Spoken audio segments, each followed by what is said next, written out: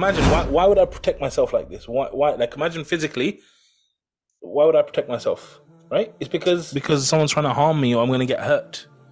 Fundamentally, the reason why we have protection is to stop ourselves from being hurt. I'll give you an example. There's a brother I met, very knowledgeable, nice brother, yeah? What I see in him is that he will send me, like, many voice notes. Let's say there's like 5-6 voice notes there. And what will happen is, of those 5-6 voice notes, 3 or 4 of them are basically deleted. He keeps sending loads of voice notes and he keeps deleting some, okay? And you know, when I spoke to him about his whole life and stuff, I realized that there was a time in his life where someone recorded him and his voice without permission and then used it against him.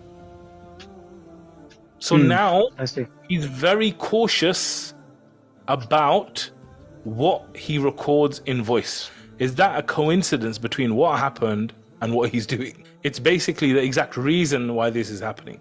So what I'm saying is that this behavior that you're showing of shutting down is because of what's happened to you, because of the conclusions that you came to and all of that, right? So I think part of it is figuring out what are these things.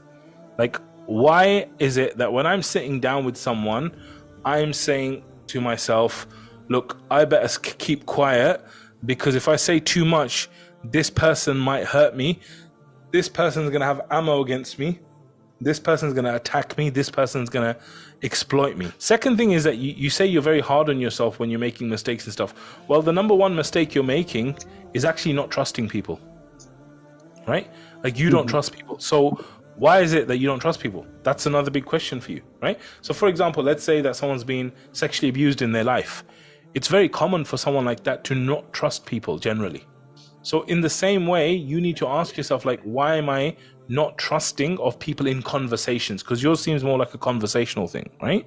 So what is this? What you're trying to avoid is exactly what you're creating and doing. You're trying to avoid someone having ammo against you, someone basically exploiting you, someone doing this, someone doing that.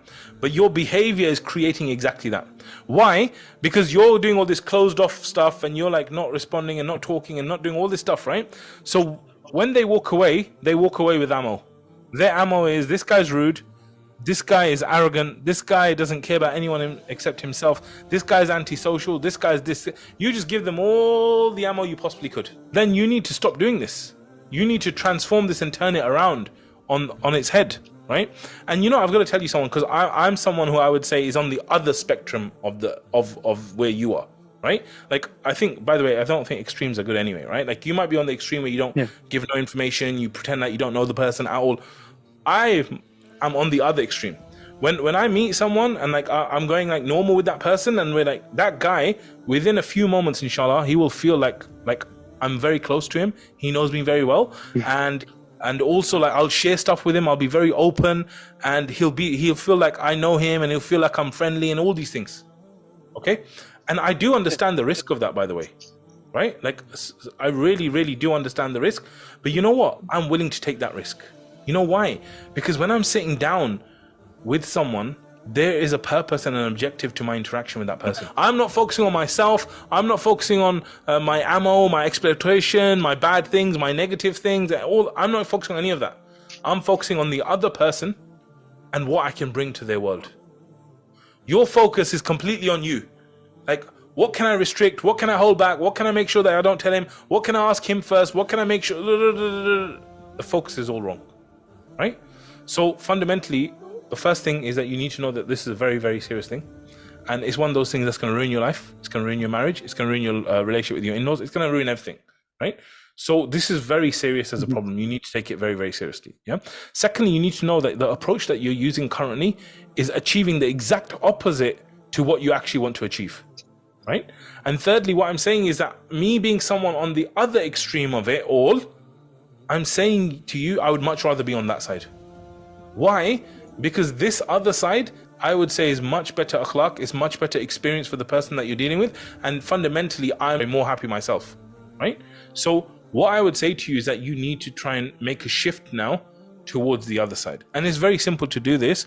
Like, it's about you trying to open up and speak to people. It could just be, next time I have a conversation with one person, I'm going to do this. Next time I'm going to do this. Or from now on, I'm going to do this. But fundamentally, what I'm saying is that most of what I'm hearing is that your focus is all wrong. Your focus is just me. The focus should be on the other person.